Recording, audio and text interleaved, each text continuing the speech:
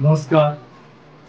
गुरुर् ब्रह्मा गुरुर्विष्णू गुरुर्देव महेश्वरा गुरुर साक्षात परब्रह्म तस्मै श्री गुरुवे नमः.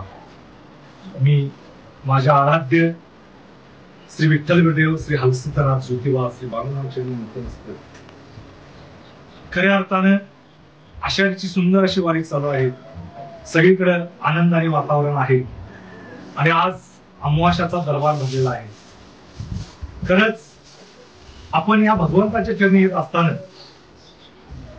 प्रत्येक जण भगवंताकडे आशेने येत असतो. अगदी बरोबर आहे, कारण माणसाच्या जीवनामध्ये खूप अडचणी आहेत.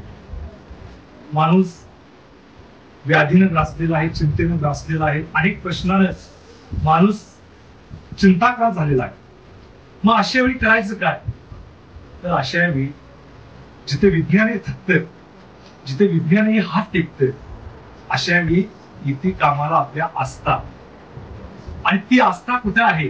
ती आस्था भगवंताच्या चरणी आहे. ती आस्था भगवंताच्या दरबारात गेल्यानंतर आपण आपल्या मनातली भावना उत्कट करतो आणि देव आपल्याला त्यातून मार्ग दाखवतो.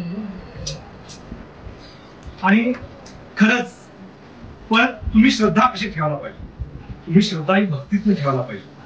मी मगाशीच म्हटलं की ज्या ठिकाणी विज्ञाने हात टेकतं त्या ठिकाणी चालू होती मामांची विभूती.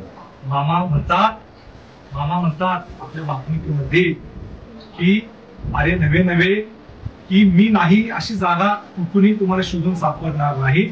मी या जगाच्या कल्याणासाठीच मी अवतार धारण केलेला आहे. म्हणून मी मामांचा एक सेवक आहे. आपल्याला मामाने भरभरून आशीर्वाद दिलेला आहे. तुम्ही जे भक्त लोक येतात यासाठीच हा दरबार बनलेला आहे. पण तुम्ही श्रद्धेने या. श्रद्धेनं मामांच्या जवळ आपलं संकट गारानं जे काही व्यथा आहेत त्या मांडा. आणि खरंच तुम्हाला या कलियुगामध्ये नवसाला पावणारा असा भगवंत माझा बाळूमामा आहे, ज्याला कुणी नाही असा माझा देव आहे. तर तुम्ही आता आला, तुमचे गाराने तुमचे संकट सांगा. नक्कीच बाळूमामा तुमच्या भक्तीतून तुम्हाला पावल्याशिवाय राहणार नाही. म्हणूनच हा दरबार मामाने भरवलेला आहे. बोला बोला बाळूमामाच्या नावाने.